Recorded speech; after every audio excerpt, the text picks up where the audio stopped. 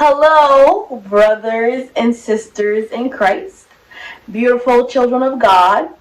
Welcome to Christina's Journey. If it's your first time here, I want to welcome you.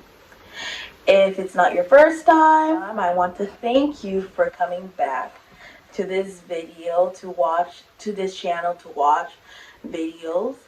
As you can see today, I have a guest. Please introduce yourself. Hi everybody, my name is Naikey Lenescat. The T is silent. I am a Haitian American podcaster. My podcast is Lekol, Legliz, Lakay, so please go listen anywhere you get your podcast. And I am also a graphic and a web designer here in Boston, Massachusetts. Amen. I'm glad to have you here. Thank you for having me. I can't wait to talk about this. This is a new segment on my channel, which we will talk about self-care. It's called Self-Care Sundays. Today is Sunday. Yes. Yeah. We are filming on a Sunday. Mm-hmm. These videos are going to be uploaded on Sundays. So that's why I call them Self-Care Sundays. Self-care Sundays is because Sundays, that's the time I personally take most care of myself. When I say self, I get to reflect. I get to just enjoy my day. I'm relaxed. And if I want to slap a mask on my face, it's self-care can mean a lot of things. Mm-hmm. But we will get into that. We will get into that when we get deeper into the video. Yeah. So for today, the first question I would like to ask Naikey is, what's the first thing that comes to mind when you hear the word self-care? Probably like pampering, like taking a day to yourself. When I hear self-care, I'm literally thinking about something that you do that you enjoy with yourself. Like maybe it's like sleeping in, maybe it's like watching a movie, maybe it's like doing like a face mask like you said, or just like cleaning your room, something that like fulfills you and makes you feel better within yourself. Amen. Yeah. I agree with you because for me, self-care can mean a lot of things. Mm-hmm. For me personally, self-care is more mental than physical, like the outward appearance. That's true. Because I feel like if you are mentally, inwardly, you feel good, you will show that outside, it will show that. Because many times we can smack something on our faces. It can look good. Of course, it can look good, but are you really, really at peace? That's true. That's what I mean. That's what I mean by that. So the next question, we're going to go straight to the next question, which is, what is your definition of self-care as a single woman? Yes. I don't know. Are you single? I am single. I am single. If you are a young man who is a man of God, please slide in my DMs. Do not be afraid. Even if you get rejected or blocked. I'm joking because the Haitian men might slide in my DMs. I take that back. So as a single woman, I have no kids. Thank God. I'm not ready for kids. I have no man. Thank God, I guess. So I guess my self-care for me right now just looks like me being prepared for things that are happening. Like, I know it's not going to sound like self-care, but today is like homework. I'm going to tie up my finals and stuff like that. That, like when you were saying the mental, that gives me mental clarity that, okay, I'm prepared. I'm all set with like school and stuff like that. Or it could be like me just doing my laundry, folding and cleaning my room. That gives me mental clarity. That makes me feel like I'm prepared for the day. My space is clear. Stuff like that. So anything that gives me mental freedom or a mental break and helps me feel prepared, to me right now, is self-care. I've never been the type to like do face mask or like scrub my feet. I've actually never done that stuff. Okay. So I don't even put that in my self-care definition. For me, I'm just like, what can I get done that will alleviate a great amount of stress? And that's the self-care for me. So, yeah. Okay. I'm going to answer this question as a married woman. And I've answered it in a previous video. But for me, self-care, my definition of self-care means saying no. You know, sometimes as women, we tend to put ourselves, especially if you're a wife, you put yourself back, you put yourself last. If you're a wife and a mother, you literally put yourself last. You serve everyone, you do everything for everybody else, but when it comes to you, you don't necessarily do much for yourself. So if I don't feel like I can do something, I'm gonna say no. If somebody invites me somewhere, I'm naturally a homebody, to be honest. But if somebody asks me to go somewhere and I really can't do it, I'm gonna say no, I can't do that. Unfortunately, I can't. Because if I don't say no, I'm gonna stress myself out, and I can't be a good version of myself for my family. I can't be a good wife to my husband. I can't be a good mother to my child. The attention that I can give my child, I can't give it as much. And the energy I can give my husband, and you know, these people, these men, they need energy all the time. They're very energetic. Yeah. The energy that I can give my husband is being taken away from me. So saying no to me is self-care, because I need to take care of myself before I can give my energy back to somebody else, somebody that needs it, husband and my child. So saying no to certain things, saying no if I need to sleep and I desire to watch this movie, but sleep is important. No, I'm not watching this movie. Right. No, I'm not gonna go out. No, if I don't need to stay up to clean this little spot right here, I'm not gonna do it. Because sometimes I feel like as wives, we feel like we have to put everything has to be perfect all the time. And that's not it. And looking at my mom, how sometimes she would come home. Oh my gosh, she would come home tired, exhausted. Then the house will be like somewhat dirty, because the house is never clean with my mom. It was never clean. So she would come home and she would be like, oh my gosh, it's so dirty, and go to cleaning. No, I'm saying no to this, because I'm tired. I'm going to bed. Yeah. I'm saying no. I had a rough day. I'm going to rest, because it's not necessary. You can do it later on. Dang, you just made me not even want to be a wife or mother. No, it's sometimes I be tired. I can't imagine having a kid in my face. It can really get frustrating sometimes, but you know, you will understand certain things. You will learn to be patient, because I thought I was patient, so I had my child, and if you know my child personally, this little beautiful woman of God is energetic. She's in your face. She's all over the place. And I did not expect to have a child like that. Honestly, when you have a child, you think they're going to come out like you, exactly like you, because I'm a very calm person. And I expected my child to be calm, like sit there. Yeah. No. Maybe she will get there later on, but actually I don't see that. Yeah. But I don't see that either. But I see her turning it up. Yeah, she's you gotta put her in like an activity or something. Yes. She gotta get that energy. Yes. go dance or something. She has so much energy. Yeah.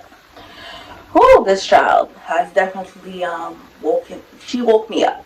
Mm-hmm. I guess I was sleeping this whole time, but she woke me up. Woke you up and wore you out. No, seriously, she really did. Well, the third question is, how do you implement self-care in your everyday routine, or do you implement self-care? I sure do. I want to, I'll say, and I can, but I don't. Because every day I work from home. I stay home about 23 hours of the day. I'm home all the time, unless I go to Walgreens to get water or something. So I have the opportunity in the space to really clean up, get things together, plan, do homework. But do I do it? No. It's called procrastination. So I procrastinate. I don't prioritize self-care daily, but I do have the opportunity to do so. I just don't do it. That was a question, right? That was a question. Okay. How do you implement it? Okay, I don't implement it. Oh. Yeah. For me, I started really implementing self-care after being home with my daughter since COVID hit. I needed some time to breathe, and that can be different in different days. On Sundays, it's having a glass of wine by myself in the dark in my room. And Or 2 or 3 or 4. Oh, no. Or 5 or 6. Girl, I can't do all that. Or 7 or 8. No. Drunk! No. We're not gonna get drunk. Oops. Go with you. But you be getting drunk all the time. Yeah. Yeah, I'm a wild animal. I know you're gonna cut that out. I will definitely cut it out. But it's just having a glass of wine on Sundays because my husband is there and he can have my daughter for a little bit and just relaxing, watching a movie by myself because my daughter is always with me. This child follows me everywhere I go.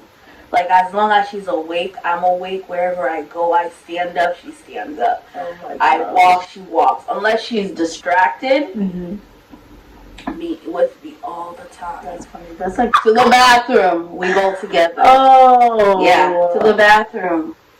It's crazy, but sometimes it's cute. But sometimes I just go to the bathroom just to take some self-care. Oh my gosh. This is the truth of a mom. This is the truth. It is, because I'm just tired all the time. I just need like 5 minutes by myself. But yeah. But when I say I implement it, it's that way by having a glass of wine and to really take care of my skin. To really moisturize. I never noticed how that would affect me. I started doing it more often. Not saying that I walked ashy all the time. Some days I did. Yeah, I'm not gonna lie. Some days I did. But I started really taking care of my body, and once I started really doing that, you would see that how things change. I started loving my body even more, caring for my body even more. It's not that I didn't care for my body before, but just taking that time to really moisturize, to really like take that time to take care of me, like my body. Feels soft. Yeah, I started using this new product. Yeah. Love it. I want to get like shea butter to like really like, cause you know I told you I have really dry skin. So. Yeah, the thing I'm using does have shea butter in it. Love it. And my daughter, talking back about her, when she sees me doing that, she wants to do it as well. So while you're doing these things, you're teaching your child to take care of themselves as well. So Yeah.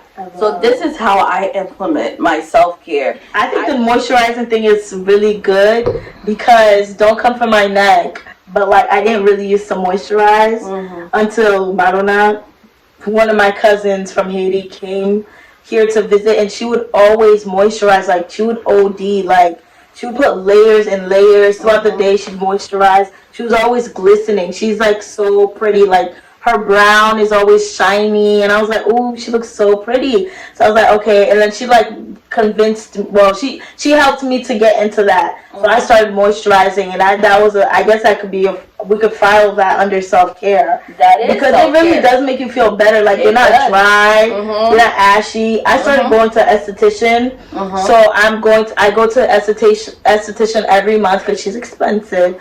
And like she does my face, so my skin has been getting a little bit better because it was like my skin was getting really bad to the point where I was just like was feeling low on the confidence, and I was just like, oh my god, I'm so ugly. Like my skin, it was so bad.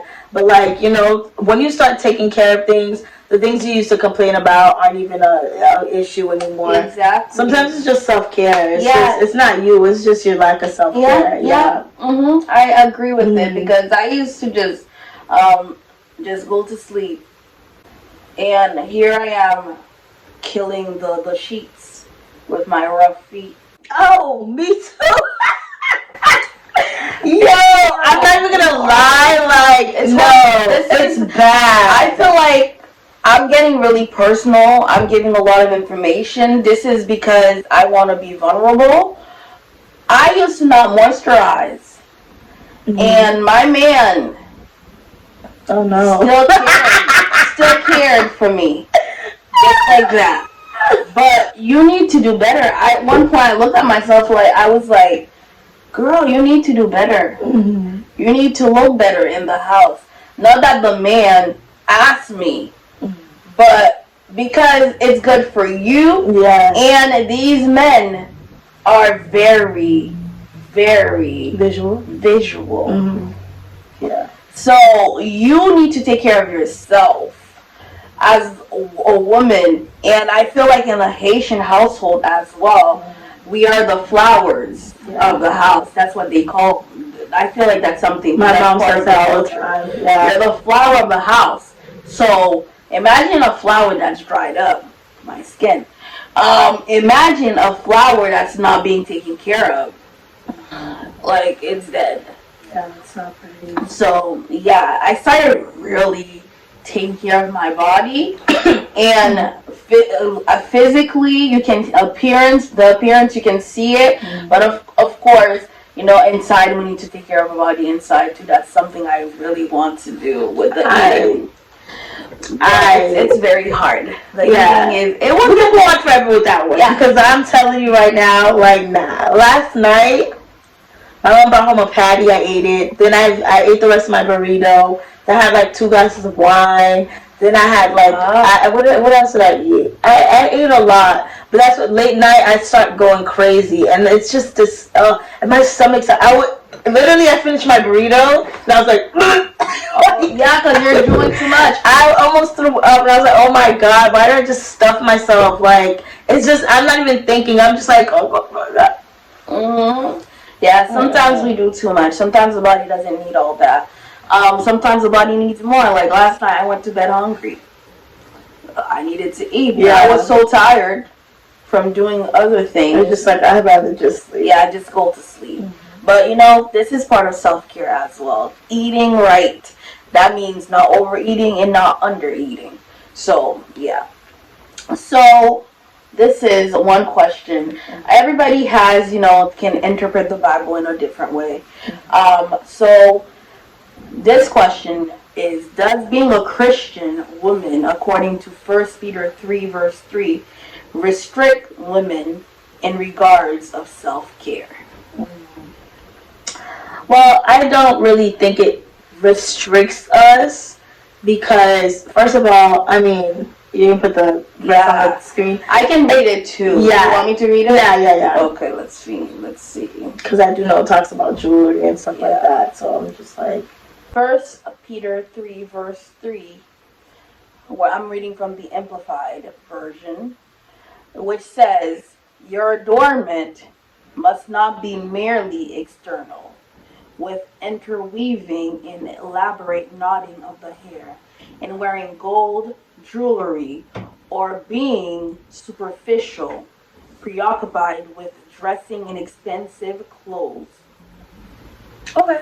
I don't feel like it restricts us from self-care because just me and you speaking, these things were not part of our self-care. So, number one, it's not, I guess I would say it's not even relevant to some women. I guess it depends on who you are because some people, their love language is receiving gifts. So for them, maybe self-care is buying themselves something, maybe getting themselves some jewelry, maybe doing their hair or whatever. But so then that would maybe pertain to them. And even then, I still think that it's not something that should restrict them. Because this is how I feel about this verse truly. And I saw Gaia off camera. I feel like this verse is more of like an opinion piece. You know what I mean? Like, I don't think that, it's in the Bible, but I don't believe that it's to be taken literally. Because culturally speaking, it may not pertain to some people. Like, they may not even see that as a part of their lifestyle. Buying things, adorning themselves, knotting their hair. I guess is that supposed to be like braids and dreads and stuff? That's not even like culturally. No, I mean like if you're Jamaican and you guys are used to wearing dreads. I don't know if that's prejudice or whatever, but I said what I said. I mean, if you take offense to this, whatever, but I just feel like this is an opinion piece. This is just something that Peter is saying. I just feel like this is something that Peter is saying as in his opinion. Now, if this is his wife, good luck, sis. You're not gonna be cute. But for me, absolutely not. That has nothing to do with me. I respect the Bible in its entirety, but I feel like we should read it with the Holy Spirit, and we should also read it understanding the culture behind the scripture, and in that culture, perhaps that was something that was an issue. Yeah, I think maybe back then the women, I always have problems saying that word, but I mean plural. The women really were doing more about their appearance and not with their the belief and stuff like that. Yeah, I remember having that discussion about this. So see, he ain't even talking to me. I just nothing to do with me. So yeah, for me, my appearance is not something that I really cared for. Not saying that I look bad every day, but I'm just saying my appearance was not something that was my priority. Even though it's mama, you said that already. When you're a mom, when you're a mom, your wife, you're tired all the time. I'm not saying that's an excuse to look like a rag. That's not an excuse. You can look presentable. Yeah. But I'm just saying, for me, my appearance was never something that I was like, oh my gosh, you need to pluck the eyebrows, go get your hair done no. But one thing I know I need to get done are my nails, because that's self-care for me. Nails stay dead. Why? Because I feel good. I love getting my nails done. Yeah, they're cute. Thank you. And the last question is, what advice would you give somebody? Somebody that's watching this video, about self-care. What's an advice that you can give?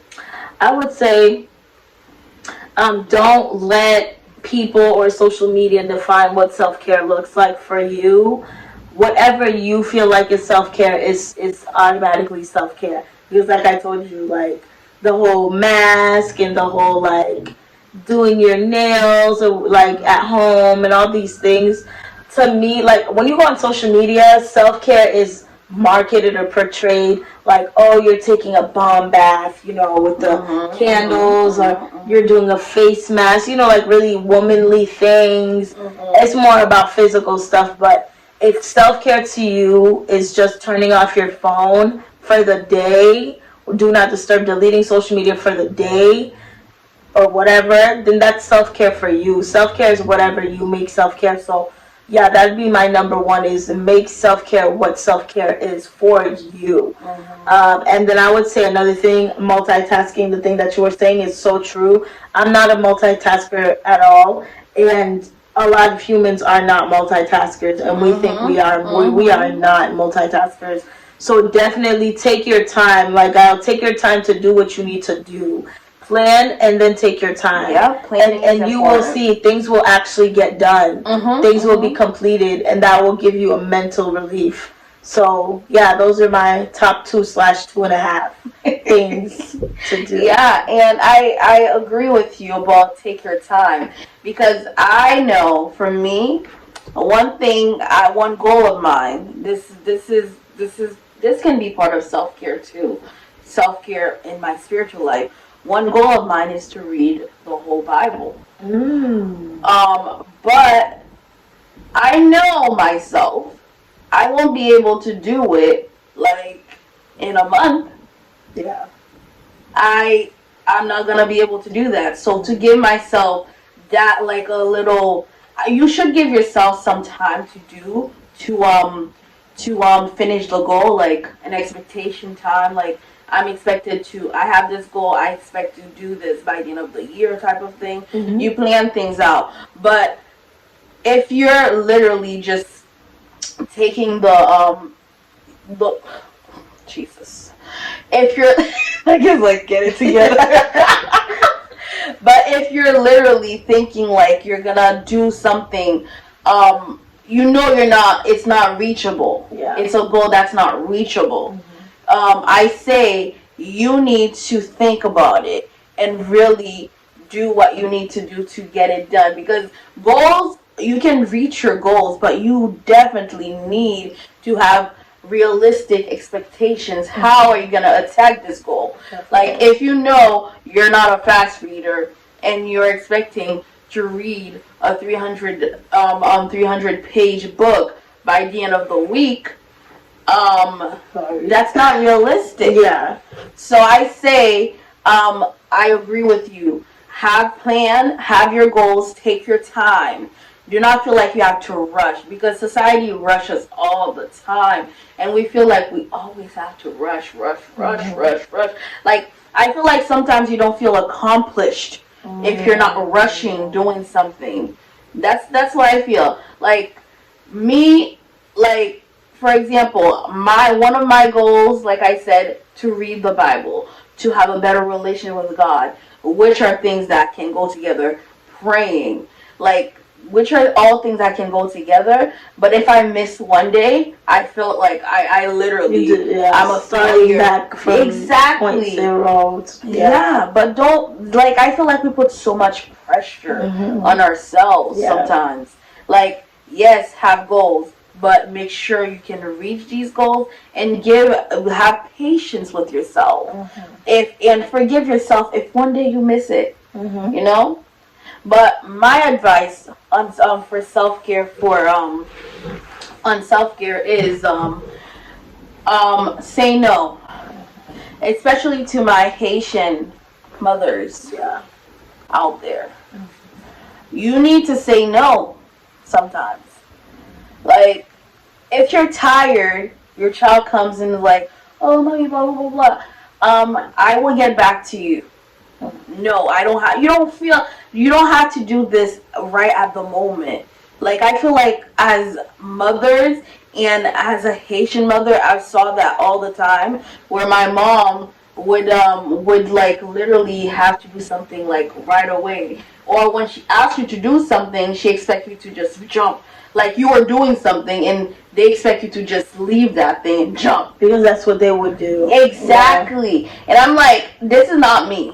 Yeah. This is what you would do, and this is not okay for you to be doing it. Yeah. Why? Because you need to think of yourself. Because at the end of the day, you have yourself to care for. Back to self-care. Yeah. You have yourself to care for. Because once your child is gone, once your child is grown, here you are dead, dying because you did so much mentally, physically. You're just abusing yourself. I don't believe the Lord ever put us on this planet to abuse our bodies the way like many of us are doing it. Yeah. So it's crazy.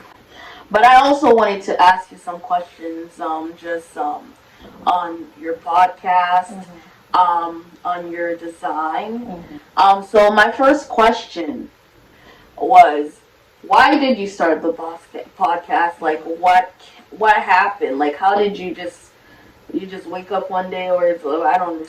Well, so I do my podcast with my friend, so it's both of us. So it really stemmed from us having genuine conversations with each other, and I would just record it on my phone to listen to it later. So it was just, it was kind of like we were building episodes, but we didn't know it. So then I was like, yo, we should start a podcast, because I loved podcasts. At that time, I was just getting put on to podcasts, so I didn't really know much about podcasts. So that's really where it started. And also, I'm Haitian American. That's content, you know what I mean? Yeah. Being Haitian is a very unique experience. Ooh, especially growing up Haitian, very unique experience. So that's where it really stemmed from. And yeah, so that's why. And did you say my designs too? Yeah, your design. My designing, that really came from God. So it was a time in my life where I didn't know what my purpose was. I was in school, didn't know what I was supposed to be doing in school. I was very frustrated and stressed. So I did a 21-day Daniel fast, and God revealed to me, you know, what He had needed me to do in school and professionally, and just with my purpose and stuff like that. So that's how I got into design, and just overall creating and just helping people and pushing people to create what God created them for. Wow. That's my mantra. Wow. Yeah. I'm glad. The Holy Spirit gave you that to me too. Yeah. I need to get that trademarked. Yes, you do.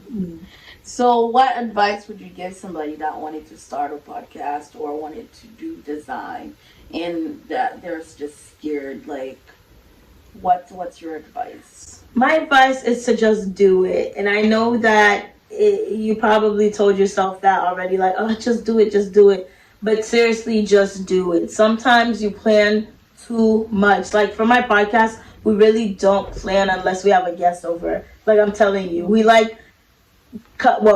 better now because we've seen that, okay, we do kind of need spam, but we used to just come, meet at the studio and just talk. And it would just, we didn't know what the name of the episode is. We didn't really know what it was about. We'd figure it out later and then we'd post it. Just like that.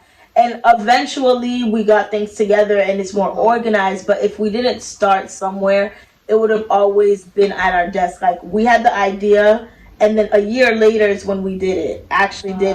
So if you sit on ideas, number one, somebody else is going to have that idea and they're going to do it and you're going to be mad at yourself. So just do it anyway. Number two, you have nothing to lose. You have so much to gain. And number three, if it's on your heart to do it, that's probably God pushing you to do that. Because, you know, I don't believe in frivolous ideas. I don't believe in, and I especially don't believe in things that you're really passionate about not being something that God put on your heart. Unless it's something like you about to kill people. I mean, that if you're passionate about that, you need help. That's from the devil. Yeah. Kill the Lord. The Lord is all about love. So, no. Get out of here. Yeah. So, my advice would just be, literally just do it. Just do it. Please, just do it. If it's not for anything, do it for yourself. Do it because God put it on your heart to do it. Just do it. Literally, that's my only advice. Stop planning, just do it. Planning is an excuse. Yeah. Planning is good because for me, it is good. It's good. I understand what you mean by an excuse. Yeah, planning and sitting on it. Because before I started my YouTube channel, I planned for a while. But I kept on writing down my ideas. But like you said, sitting on the planning is an excuse because at one point I was just sitting there and not moving because you need to move. You need to make a move. At one point, sometimes you expect the Lord to come down and be like, go. Yeah, like No. or like push you, and it's like yeah, the Lord has given you these ideas. The Lord has put these things inside of you. You need to do your part. Like, God works, you work. yeah, Like, for example, you can't expect to get paid if you don't show up to work. Well, right. That's a great way to think about it. Yeah. So you need to work. Mm-hmm. So these ideas, plan is good, but you need to move as well. Mm-hmm. And I agree, and I'm glad that you moved because I've listened to her podcast. Oh my God, really? Yes. I've listened to you and your friends' podcast. Mm-hmm. You guys are hilarious. Thank you. Sometimes I'm like dying. And one podcast, I think you guys invited somebody to come over, really touched me. I think they were talking about something about sex and sex in the culture, the Haitian culture, how taboo it is to talk about sex in the Haitian culture, which is really important because I feel like many times parents do not want to talk about sex in our culture.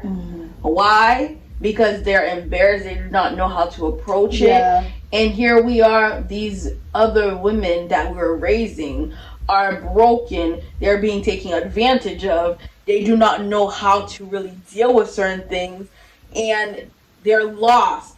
And if you as a mother would be like, I went through this is how I got out of it, or you entertain spirits, demonic spirits that come, there's so much. No, it's just so much. There's so much. Sex has so much, and that's a topic of its own. But I'm just saying, like, that topic really like hit me right here in the heart. I'm glad it hit you. And I was like, wow, you're so right. That needs to be spoken about. Like, things like this we need to have this. And it's great that you talk about different things in your podcast. You guys are funny, but you guys also talk about serious things. Oh, thank you. So I'm glad. Season 4 is coming up, guys, so stay tuned. They also have a YouTube channel, and I will link it down below. Thank you. You're welcome. And I'm just glad that I had a chance to come on here and talk to you about self-care, talk to you, getting to know more about your podcast, how it started. The podcast is Lekol, Legliz, Lakay, right? Yes. Lekol, Legliz, Lakay, which are the 3 things growing up that we all hear. Like, I'm naturally a homebody, and I never had that my parents never restricted me from going out. And it's funny that this is the thing. I'm a homebody. My parents never cared to tell me not to go, and I never cared to go out. Anyway. But certain people, they want to go out, but their parents, they were like, you know what? You're gonna go to Lekol, you're gonna go to Legliz, and you come back home, which is Lakay.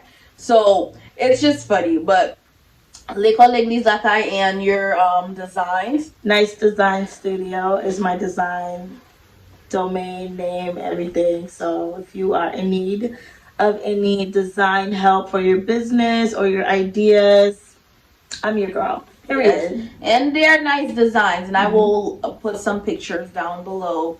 I'll insert some pictures in the video. And I'm just thank you for your time. I appreciate you coming here. I appreciate the conversation, the time. I enjoyed this time. This was a great episode. It's gonna be really good. Yeah. I enjoyed this, and I'm sure you enjoyed it. You had a good, it's really important, especially now that people have time at home to really start taking care of themselves. Self-care, not just physically, but mentally as well. I feel like right now, there's really not an excuse to be like, I don't have time to take care of my body. I don't have time to do this. You will find the time for things that are important to you. Yes, and yes, you will find the time, and now you have time. Yeah, you do. Let's not even lie right now. You got time. You have time. But I want to say thank you. Thank you for having me. I want to say thank you that is watching this, and I appreciate you so much for coming to watch this video. I'm hoping that this video is a blessing to you, as it was a blessing to us to just film it. So have a wonderful day. Bye. Bye.